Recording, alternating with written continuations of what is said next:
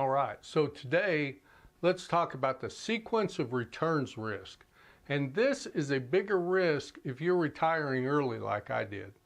So pay attention to this if you are planning to retire early, because most of the models in the software programs that you use are going to have your spending linear. They're going to have your rate of return from the market linear. They're not going to, factor in highs and lows in that market volatility. Now, the Monte Carlo simulation does that for you, but you got to pay attention to what's going on and when you retire and those sequence of returns, because you may have to put up some guardrails to say, hey, if we have a 40% drop in the market, I'm going to have to do X, Y, and Z to try to stretch my money back out. And I'm not talking about for a month or 2 months. I'm talking about like what we went through in the early 2000s when the market actually dropped, 50% of its value, and that stretched out and didn't recover for about 3 years. That would have been a great time to have some guardrails up. So let's talk about this a little bit deeper. So let's take two pretty much identical scenarios in which you're going to plan on the market return being 6% and you're going to withdraw 5% out of your portfolio. Okay? So that sounds like it should work. And on a linear basis, it would. You would have 1% left over just compounding every year, and you'd have more money to cover inflation and other things like that.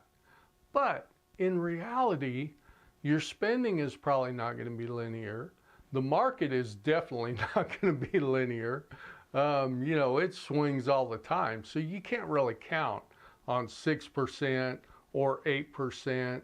If you watch channels like this, you probably heard Dave Ramsey, and I'm a big fan of Dave Ramsey, but I think taking 8 to 10% of your portfolio every year is a little steep. There's more risk than I want to take in that.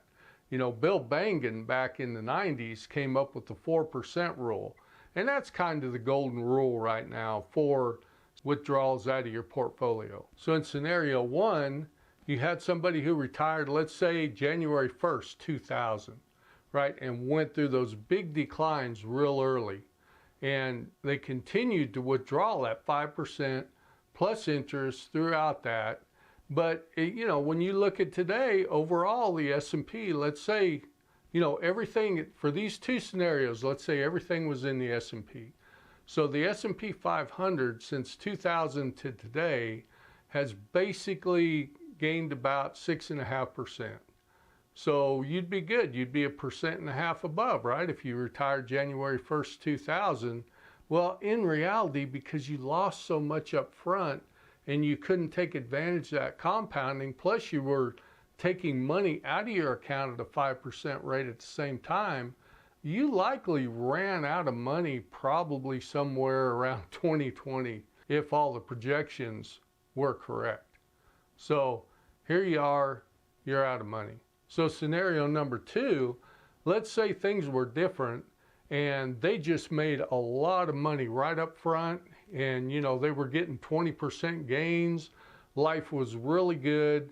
And then towards the end, things tapered off a bunch and it went downhill at the end. Well, that scenario number two is going to have significantly more money in it, because when you had the larger amount of money in there, you were making money and it was building and compounding and doing all that. And then towards the end, when you're not spending as much, you had more money. So it is a very significant difference between the market volatility being friendly to you the first few years when your portfolio is higher than it is at the end of your retirement. Now, these numbers we've talked about, they don't include inflation. If you look at the inflation numbers that we went through, say in 2022, those can significantly impact your retirement.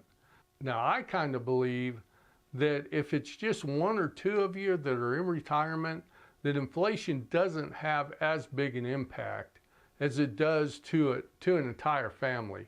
Some of my kids have 4 children, and inflation is just bearing them, the housing costs, all that. But many of us are retired with our home paid off, And basically, we don't eat as much as we used to. The inflation that's going to get us is more in taxes, property taxes, and gasoline, things like that impact our travel. So I personally don't put as much into inflation impacting retirement as some others that I've heard. And so how can you predict sequence of returns? You really can't. There is no way to predict that. We don't know what's going to happen in the world tomorrow. Somebody's going to tweet something that's going to throw things off. Big companies are going to merge, things like that. We cannot predict that. But what we can do is set up some guardrails. And having those guardrails is basically just taking a look at what you spend and saying, I got wants and needs. And if you need to, what do I need to do to get to these just needs and try to limit my exposure to this volatility during periods of time like that? And again, I'm not talking about for a month, for 6 weeks, for 1 quarter. Things are going to happen. But when you look at something that's going to impact the market for, the next year, you may need to throw some of these guardrails up. It's just a good idea to go ahead and do that planning up front. So you know what? I hope this video has helped you kind of understand more how sequential returns can affect your retirement. And we'll see you on the next one, which again is right up here.